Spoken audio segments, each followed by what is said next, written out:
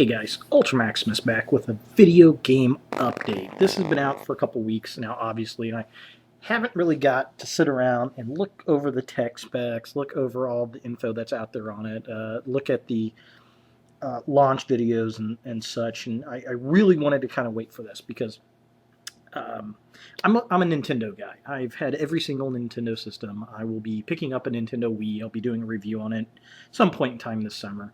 And but I do have some Xbox games, Xbox 360 games. And my old roommate, he had an Xbox 360, and my roommate before that, he had one. Well, I live by myself now, and well, the Xbox have gone away. So I was looking at maybe going into the next generation of Xbox when it came out, and well, I found some things to make me really kind of think about this, and I wanted to talk about it with you guys out there, the gamers that are out there, especially Lawn Boys Post 1975.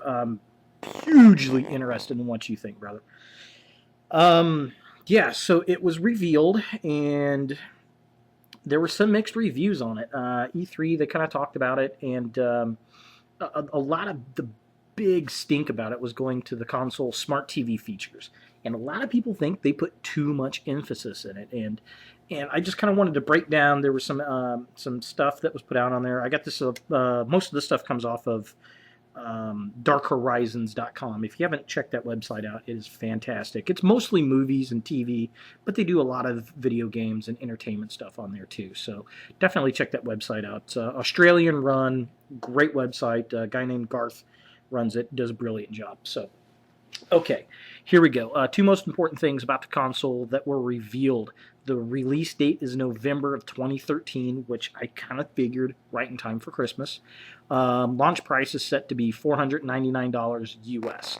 499 euros in Europe, obviously, and 429 pounds in the UK. Is that right? Or is that quid? I don't know. 429 funky LF thingy. I don't know what that is. So, yeah, so $499, $499, $429 is the set price. Aside from the new looking version, it's gonna, not much really as far as presentation of hardware was in focus. Let's see. It looks like they're going to take a few pages out of Sony PlayStation's Plus book. Live Gold subscribers will be entitled to 2 free game downloads every single month. So if you're a downloader, you'll probably like that. They got a few trailers out right now for the franchises. There's Dead Rising 3, Rise, Son of Rome. Other exclusive promos were for Quantum Break, Killer Instinct, Forza Motorsport 5, D4, Below, Crimson Dragon, Sunset Overdrive, Titanfall, and of course, Halo. So yeah, nothing really new there. I want to zip down. I want to talk about connectivity. So it says Microsoft specifically says it expects every Xbox owner to have a broadband connection of 1.5 megabits or more. The machine is always on in quote-unquote low-powered connected state and sports two 802.11 5 gigahertz wireless band antennas along with a gigabit Ethernet port. So that kind of pisses me off right there in the fact that they expect that you have to have a broadband connection to get this to run. What if I don't want to run internet? What if I want this in a lodge out in the woods at my lake cabin house? What the hell? Rumors of mandatory daily online checkups are true. You can game offline for up to 24 hours on your primary console, or 1 hour if you're logged on to a separate console accessing your library. Offline gaming is not possible after these prescribed times unless you reestablish a connection. However, they do advise you can still watch TV and enjoy the Blu-ray and DVD movies. So if your internet connection's down, you're kind of effed. What? That irritates the hell out of me. That's utter bullshit. I don't ever connect my game systems up to online gaming. I just don't do it. I buy a console because I want to go buy a video game, put it into the box, and play it. That pisses me off greatly. What do you guys think? What's your opinion on that? Access. Garth says, here's where things get a little interesting and complicating. Let's say you buy a copy of Watch Dogs for Xbox One. This game is going to require a mandatory install. But once it's installed, you will have a digital copy of your game both on your console and up in the cloud, which is kind of stupid because that means everybody's going to be uploading 50,000 versions of Halo. Why not just put Halo in the cloud and you have to download? I can see uploading saved games, but that's stupid. Everyone can also play on your console regardless whether you logged in or not, or their relationship to you. So I could, if I'm connected to you somehow, I can log in and play your own game. The hell's the point of me buying the game? That doesn't make sense.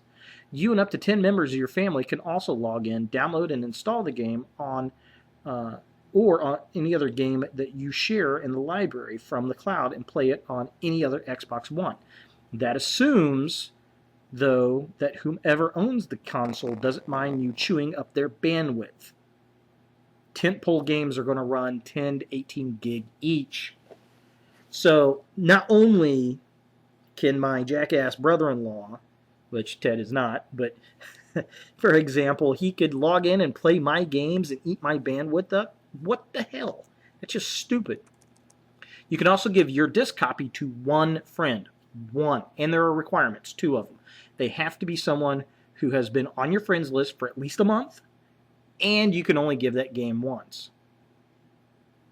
Bullshit. So, Lawn Boy's post. He's been on my friends list for a month and a half, and now I can give him a game, but I cannot give the game to anybody else. So once it's to him, it's done. What the hell? Bullshit. Not digging it. Used games. Disc-based games can be traded and resold for cash and for credit, but only at participating retailers.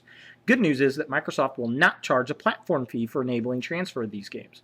Well, that's nice of the dicks.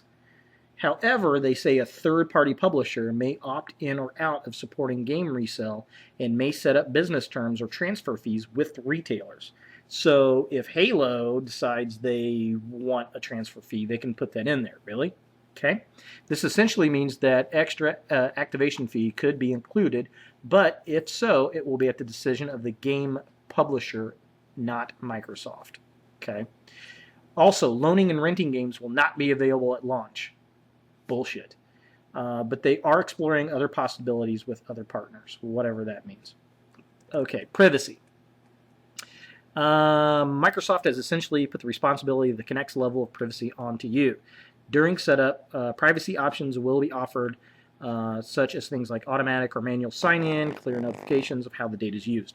You can turn off or pause Kinect if you don't want the Kinect sensor on while playing games or enjoying your entertainment. However, some apps and games require Kinect functionality to operate, so you'll need to turn them back on for those experiences. Microsoft stresses that your personal data will never be available to anyone outside your console and will not leave your Xbox One without your explicit permission. Right, I don't buy that. I say within a year to 2 years, there's going to be a big leak of data that was accidentally leaked out or a pirate has pulled out of the server. Guaranteed it'll happen. All right, so in summary, this is what Dark Horizon says. In short, you need a constant and relative fast online connection. Used game functionality and or activation fees will be left up to the publishers to decide on a game-by-game basis. You only need to buy one game for an entire family, but you can only lend out that game to one friend.